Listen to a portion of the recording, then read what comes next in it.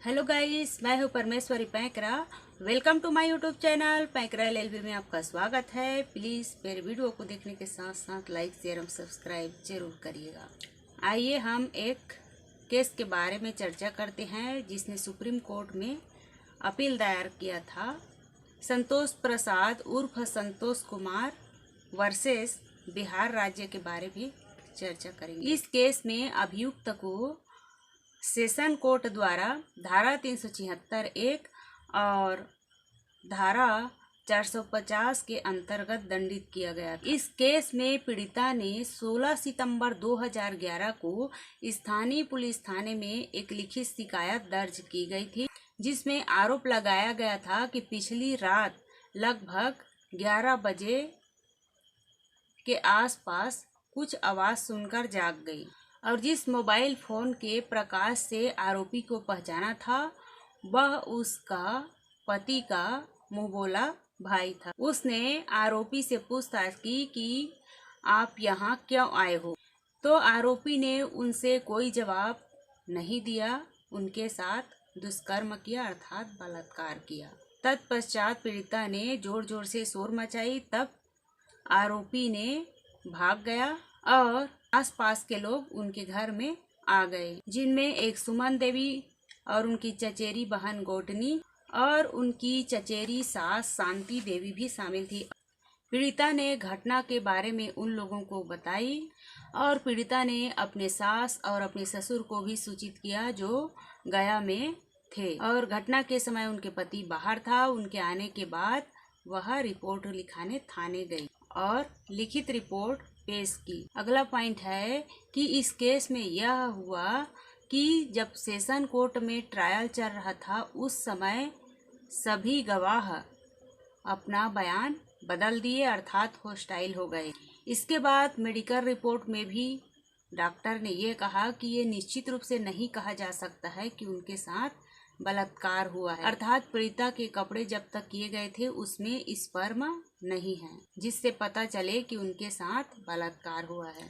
चूंकि पीड़िता ने बयान दिया था कि उनके साथ बलात्कार हुआ है और इतना टाइम हुआ है, इतना बस ही बयान दिया था, उसी के आधार पर ट्रायल कोर्ट ने आरोपी को आईपीसी की धारा 376 में 10 वर्ष के कारावास से और घर घुसने पर धारा 450 में 7 वर्ष के कारावास से दंडित किया गया। तत्पश्चात आरोपी ने बिहार उच्च न्यायालय में अपील दायर की, जहां से उनके सजा को बरकरार रखा गया। इसके बाद आरोपी ने सुप्रीम कोर्ट में अपील दायर की। तत्पश्चात सुप्रीम कोर्ट ने दोनों पक्षों के वकीलों की दलीलें सुनने के पश्चात इस निष्कर्ष पर पहुंचता है कि सेशन कोर्ट द्वारा जितने भी 8 गवाहों की परीक्षण की गई थी सभी अपनी अपनी बातों से मुकर गए थे, अर्थात बयान बदल दिए थे, होस्टाइल हो गए थे। यहाँ तक कि मेडिकल रिपोर्ट में भी कुछ भी नहीं आया था कि उनके साथ बलात्कार हुआ है। अगला पॉइंट यह है कि आरोपी और पीड़िता के बीच जमीन संबंधी विवाद चल रहा था, इसलिए पीड़िता ने दुश्मनी वश रिपोर्ट लिखवाई थी। चूँकि पीड़िता की दुश्मनी आरोपी से थी, इसलिए आरोपी को फंसाया गया था और अभियोजन द्वारा किसी भी स्वतंत्र गवाह का परीक्षण नहीं कराया गया था। पीड़िता की बयान विरोधाभास थी।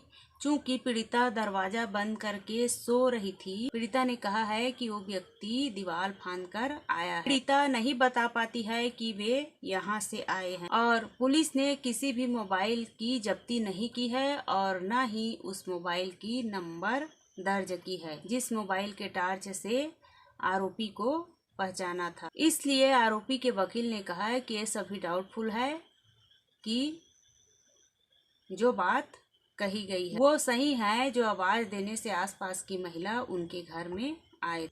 इसके अलावा उसने अपने सास ससुर को बताया उनके पति घर से दूर थे और उसने कही थी कि उसने सुबह 10 बजे मौखिक रिपोर्ट दर्ज कराई थी, जबकि उसने रिपोर्ट लिखित में दी थी और शाम को 4 बजे एफआईआर हुआ है और विवेचक ने बताया कि उसने रिपोर्ट लिखित में लिख कर दी, इसलिए कोर्ट ने डाउटफुल माना इस प्रकार इस मामले में कोई उत्तम साक्षी नहीं है। यदि इसमें उत्तम साक्षी होता तो एक गवाह के आधार पर भी उसे सजा दिया जा सकता है और पीड़िता की सपोर्ट डॉक्टरों ने भी नहीं किया है, अर्थात पूरे जितने 8 गवाह थे सभी मुकर गए।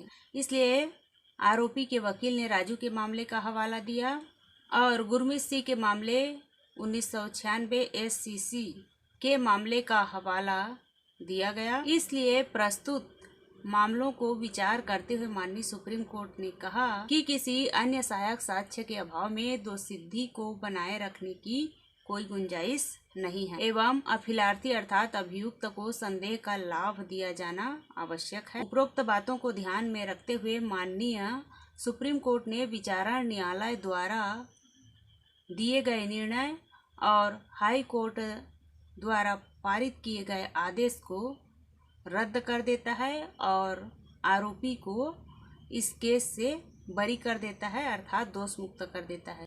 प्लीज़ मेरी वीडियो पसंद आए तो लाइक शेयर एवं सब्सक्राइब जरूर करिएगा। Thank you for watching. नमस्कार।